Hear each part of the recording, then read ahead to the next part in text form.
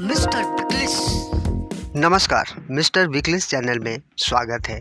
आज मैं बहुत ही दुखी हूँ, स्तंभ हूँ, हैरान भी हूँ। आखिर सच दिखाने के लिए एक और पत्रकार की हत्या हो गई। लाश सेप्टी टैंक से मिली है।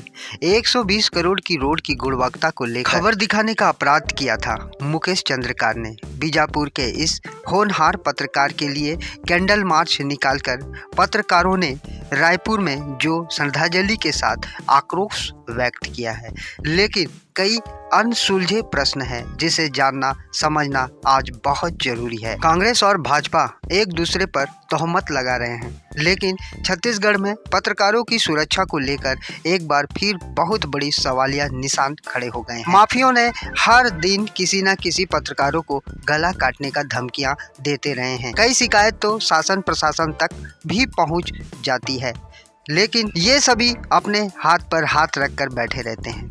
आज फिर पत्रकारों की सुरक्षा एवं न्याय की गुजारिश लेकर छत्तीसगढ़ के पत्रकार महामहिम राजपाल से मिलने गए। देखिए क्या हुआ।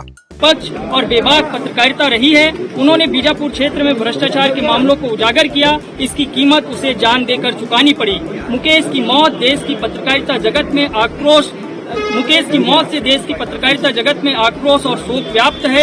यही नहीं, हमारे रायपुर प्रेस क्लब के उपाध्यक्ष संदीप शुक्ला को भी गरियाबंद में भ्रष्टाचार का मामला उजागर करने पर वन विभाग के एक अधिकारी की ओर से जान से मारने की धमकी दी गई है।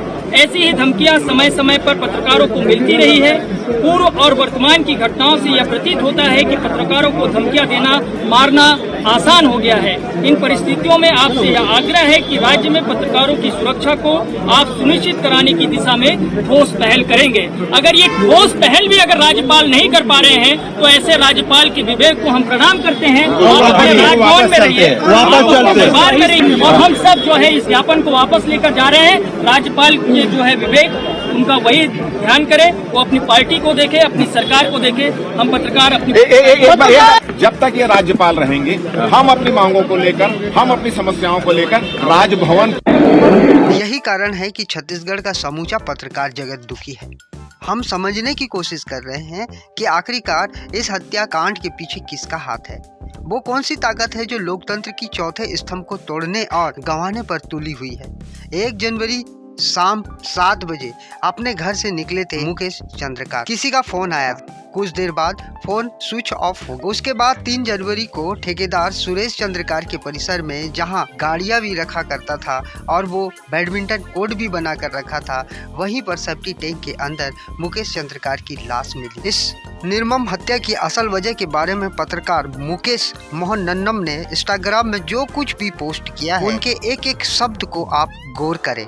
छत्तीसगढ़ के पत्रकार और मेरे दोस्त मुकेश चंद्राकर को सड़क बनाने वाले ठेकेदार ने मारकर सेप्टिक टैंक में डाल दिया। जी हाँ, कहते हैं आसान है करना प्रधानमंत्री की आलोचना, लेकिन पास की नदी से रेत बजरी बढ़ते हुए ट्रैक्टर की शिकायत करना जानलेवा है। हाँ, तो हुआ यूं कि पत्रकार मुकेश ने ठेकेदार सुरेश चंद्राकर द्वारा बनाई गई सड़क की रिपोर्टिंग कर दी थी। क्यों? क्योंकि मीरतुर से हिरोली गंगादूर सड़क, जिसकी लागत लगभग 56 करोड़ रुपए मात्र थी, वे काम 120 करोड़ रुपए का हुआ था। इसके बाद भी सड़क घटिया बनाई गई थी। इसी सड़क की सच्चाई मेरे दोस्त मुकेश ने अपने पत्रकार साथी नीलेश के साथ 30 दिसंबर को प्रकाशित कर दी थी, जिसके बाद छत्तीसगढ़ के विभागीय मंत्री अरुण साव ने जांच कमेटी बनाकर जांच के आदेश दे दिए थे। आहत ठेकेदार सुरेश चंद्राकर के बाड़े में बने सेप्टिक टैंक में मेरे दोस्त मुकेश की लाश मिली है। कहते हैं कि यह हत्या सुरेश चंद्राकर के द्वारा की गई है। एक सच्चा पत्रकार मार दिया गया और चारों तरफ सन्नाटा। क्यों भाई, आपको क्या लगता है इस घोटाले का पैसा किस किस ने खाया होगा? 3 जनवरी को ही सुबह बस्तर जिला पत्रकार संघ ने पुलिस को पत्र लिखकर मुकेश चंद्रकार की गुमशुदगी के बारे में पतासाजी की गुहार लगाई थी, जिसमें लिखा गया था कि एनडीटीवी में काम कर रहे मुकेश चंद्रकार के बारे में पता लगाया जाए। लेकिन शाम होते होते तक भयानक दुर्भाग्य क्षण सामने आ गया, जिसकी आशंका थी।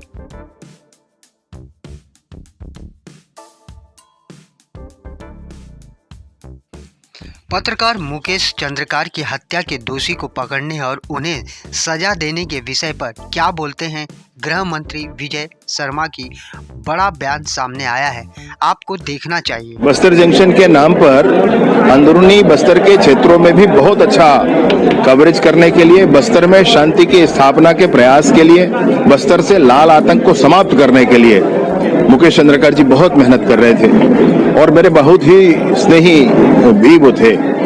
ये जो हत्या हुई है कांग्रेस के नेता सुरेश चंद्राकर के षड्यंत्र के माध्यम से, उसके बाद पुलिस ने त्वरित ही कार्यवाही करते हुए एफआईआर भी दर्ज किया है। 11 सदस्यीय एसआईटी का भी गठन करके तुरंत ही कार्यवाही एसआईटी जांच के लिए उसको आगे बढ़ाया है विषय को। साथ ही साथ इनके जितने अवैध ठिकाने थे उन ठिकानों पर भी कार्यवाही कर रहे हैं। इनके जो बैंक खाते हैं अभी तक 3 होल्ड किए जा चुके हैं और भी हम होल्ड करने की दिशा में आगे बढ़ रहे हैं।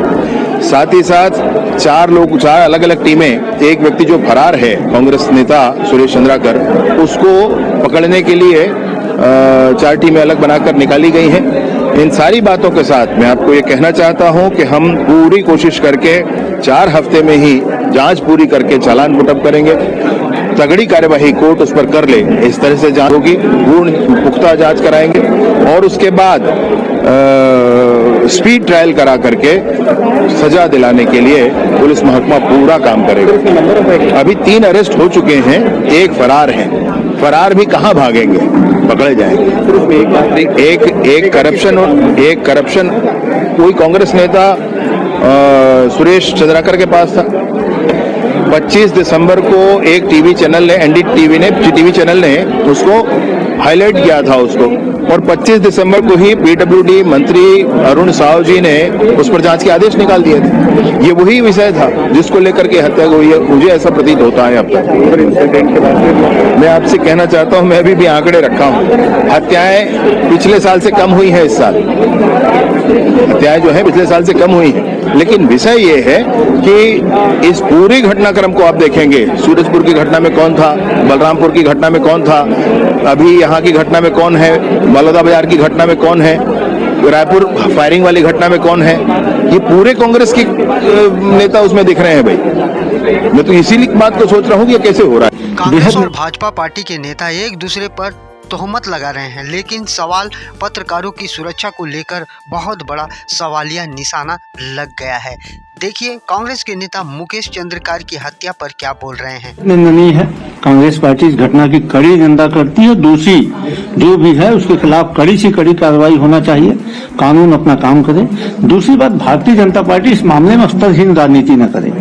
अपराधी होता है, वो किसी भी दल से संबंध रहा हो उसका, यदि उसने अपराध किया है तो उसके खिलाफ कड़ी कार्रवाई होना चाहिए। हम भारतीय जनता पार्टी के समान नहीं है कि अडानी का भ्रष्टाचार है तो 1 दर्जन केंद्रीय मंत्री आके उसमें बचाव करें।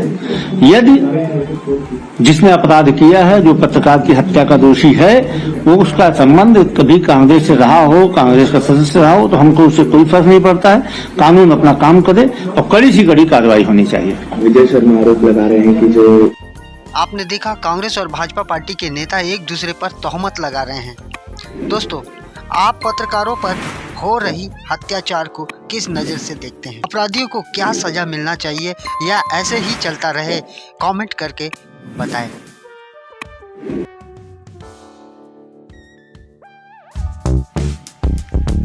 मिस्टर